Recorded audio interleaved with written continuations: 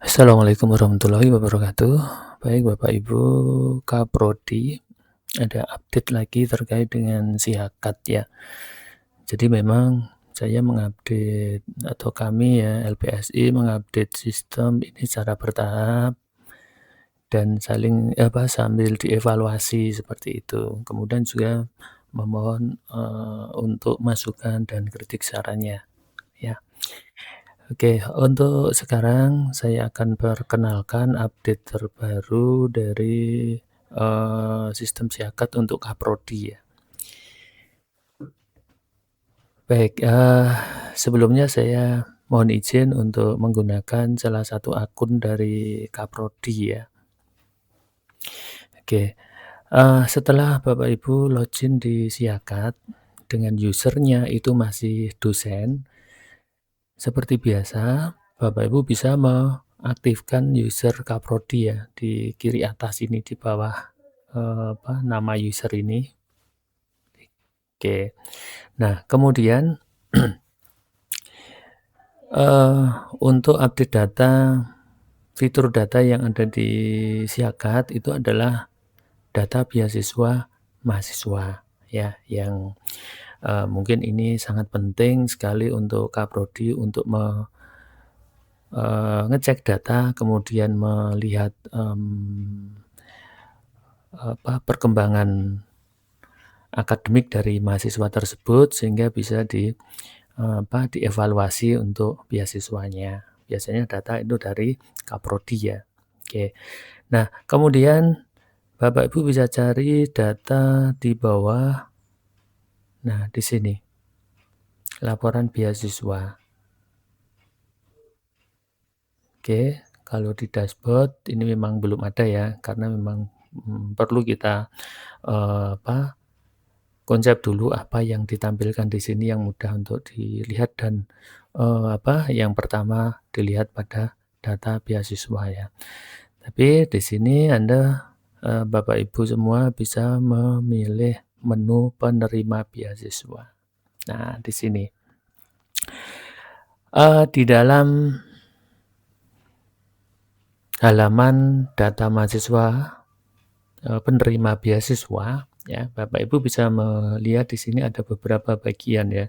Yang pertama yaitu bagian data, data list atau daftar mahasiswa penerima beasiswa di sini. Di sini yaitu berdasarkan angkatan dan jenis beasiswa ya. Kemudian yang kedua yaitu grafik, penerimaan beasiswa oleh mahasiswa ya, atau penerimaan atau data mahasiswa yang menerima beasiswa per tahun ya ini. Jadi untuk data grafik ini berjalan ya. Jadi nanti kalau misalkan nanti, beralih ke tahun berikutnya dan ada data mahasiswa yang menerima, beasiswa pada prodi ini ya, prodi aktif ini, maka nanti akan bergeser lagi seperti itu. Jadi kita bisa melihat grafiknya seperti ini, per tahunnya ya. Ini keseluruhan, data keseluruhan semua, jenis beasiswa. Kemudian yang bawahnya ini grafik untuk jenis beasiswa. Ini total ya Bapak Ibu ya. Jadi, data beasiswa yang didapatkan dari mahasiswa prodi ini totalnya. Tapi ini berdasarkan jenis beasiswanya ya. Jadi misalkan beasiswa Bank Indonesia sekian. Ini total ya. Jadi semua tahun ya, total. Kemudian beasiswa KIP, nah sekian itu. Beasiswa KIP ini ya, dan seterusnya. Nah, seperti ini. Nah, kemudian bagian ketiga itu adalah rekap keseluruhan ya. Ini per tahun, di mana data penerimaan atau data mahasiswa yang mendapatkan beasiswa itu per tahun, kemudian per jenis beasiswa ya. Jadi di sini bisa kita lihat misalkan suatu contoh, beasiswa KIP. Ini yang dapat tahun berapa saja? Oke, ternyata di sini untuk tahun 2017 dan seterusnya sampai dengan 2025 hanya 2. Kemudian beasiswa mahasiswa baru luar Jawa misalkan ada di 2002 1, 2003 1, dan seterusnya. Kemudian, data selanjutnya seperti itu. Total masing-masing per tahun itu bisa kita lihat di, bagian bawah ini ya, total seperti itu. Oke, nah kemudian kembali ke atas, untuk data mahasiswanya ya. Untuk data mahasiswa kita bisa melihat per angkatan atau semua angkatan, misalkan 2025. Kemudian jenisnya, jenis KIP misalkan, nah ini 2025 untuk KIP-nya ada 2. Jadi nanti grafiknya otomatis berubah ya apabila kita memilih data yang ada di sini. Oke. Kemudian semua jenis beasiswa. Oke. Dapatnya semua jenis untuk tahun ini adalah ini ya. Kemudian semua angkatan. Kita coba. Oke. Nih. Jadi untuk datanya itu bisa kita tampilkan berdasarkan angkatan dan juga berdasarkan jenis beasiswa. Selain itu juga dapat ditampilkan per angkatan atau semua angkatan, jenis beasiswa juga seperti itu, bisa dilihat per beasiswa, jenis beasiswa atau semua jenis beasiswa. Oke. Nah, kemudian kalau sudah bisa kita lihat di sini untuk daftarnya, ini saya tampilkan semuanya sebagai contoh. Halaman 2, halaman 3, halaman 4 dan seterusnya. Jadi berapa jumlahnya di sini. Nah, kemudian untuk melihat detailnya. Misalkan saya lihat salah satu data mahasiswa yang mendapatkan beasiswa. Klik. Nah, di sini name-nya ini ya, kemudian email, kemudian nomor telepon yang dihubungi misalkan ada masalah atau ada kendala terkait dengan mahasiswa tersebut ya, bisa dihubungi di sini. Alamatnya juga ada. Oke. Kemudian jenis beasiswanya, tahun, kemudian tanggal pendaftaran. Oke, status aktif. Oke. Nah, kemudian ini yang mungkin penting bagi Bapak Ibu Kaprodi ya. Jadi melihat perkembangan dari mahasiswa tersebut. Ini mahasiswa ini bagaimana perkembangan perkuliahannya? Apakah masih layak mendapatkan beasiswa atau tidak? Dengan cara diklik ini detail. Nah, di sini kita lihat biodata lengkapnya ada di sini ya. Kemudian data akademiknya, kemudian perkembangan akademik. Nah, ini yang mungkin perlu diketahui ya terkait dengan melihat perkembangan mahasiswa tersebut atau nilai akademiknya ya. Semester 1, semester 2, semester 3, semester 4 dan sampai terakhir semester berjalan ya. Nah, ini karena mahasiswa ini belum daftar ulang ya, jadi untuk semester 8 belum ada. Nah, kemudian kita juga bisa melihat perkembangan dalam bentuk grafik. Ya, jadi untuk semester 1 itu berapa IPK-nya, mata kuliah yang diambil berapa, sampai dengan semester terakhir dia, status semester dia terakhir ya, seperti ini. Kemudian untuk pembayaran, ya. Pembayaran kita bisa lihat di sini misalkan total tagihan, setoran, lunas ya.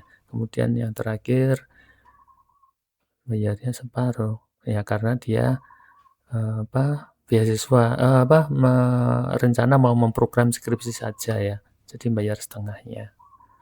Belum lunas tapi nanti harus diverifikasi oleh keuangan ya nanti untuk prosesnya seperti apa nanti di konsep lagi. Kemudian di sistem ini akan saya coba sesuaikan ya karena dia mendapatkan beasiswa, kemudian nanti untuk tagihan itu kita sesuaikan sehingga nanti dianggap di sini juga dianggap lunas, seperti itu. Hanya memprogram ini ya, beasiswa ini, memprogram skripsi ya. Jadi belepotan. Oke, itu ya. Jadi kalau skripsi saja, dia hanya bayar setengah dari UKT. Nah, nanti divalidasi pada saat pemrograman ya. Oke, kemudian di bawahnya karena belum program di sini belum ada progres perkuliahan ya. Seperti itu. Oke, bisa kita lihat di sini untuk progres misalkan saya cari yang sudah program dulu. Nah, seperti ini. Jadi nanti Bapak Ibu juga bisa melihat progres perkuliahan berjalan. Artinya berjalan itu ya semester ini gitu, semester berjalan. Dia untuk perkuliahannya bagaimana? Ini berdasarkan absensi ya. Jadi dia itu aktif masuk atau tidak dan seterusnya. Nah, mungkin ini juga nanti menjadi pertimbangan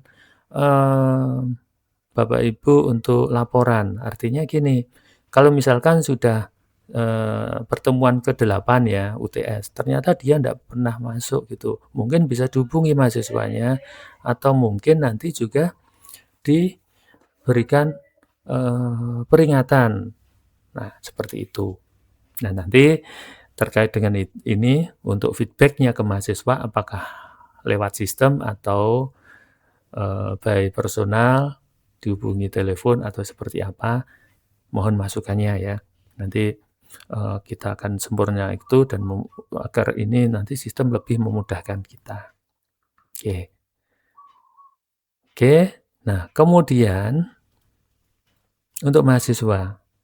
Nah, mahasiswa ini nanti ada salah satu bagian di dashboard-nya dia, yaitu bagian data beasiswa. Apakah dia mendapatkan beasiswa atau tidak? Nanti akan akan ditampilkan di sini ya. Ini.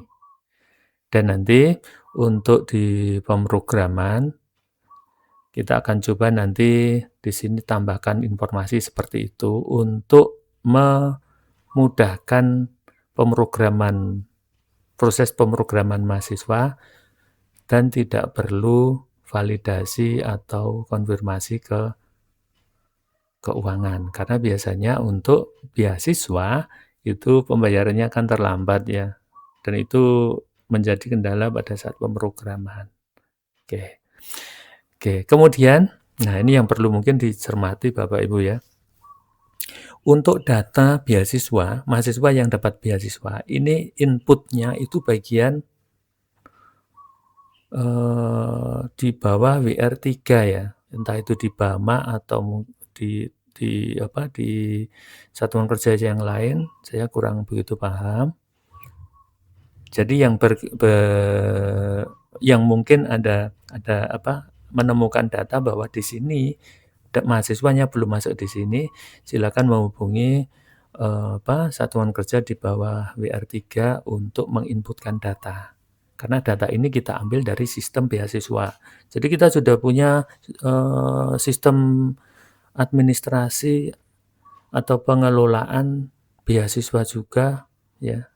Jadi beasiswa yang didapat mahasiswa umum Bapak Ibu ya. Jadi sebenarnya sistem kita itu sudah terintegrasi seperti ini. Sehingga kalau nanti salah satu sistem itu tidak dijalankan, ya nanti akan mengganggu kelancaran dari sistem secara keseluruhan. Seperti itu. Baik, untuk yang terakhir seperti biasa, kalau ada kritik, saran, atau masukan silakan disampaikan ke LPSI. Mungkin bisa ke admin atau mungkin ke ke saya sendiri juga silakan ya. Demi kesempurnaan dari sistem dan lebih memudahkan aktivitas kita setiap hari untuk mengelola sistem perkuliahan di universitas. Baik, terima kasih Bapak Ibu. Semoga mudah dipahami dan, memberikan, apa, kemudahan dalam kita untuk menjalankan aktivitas pekerjaan kita di kampus. Terima kasih. Assalamualaikum warahmatullahi wabarakatuh.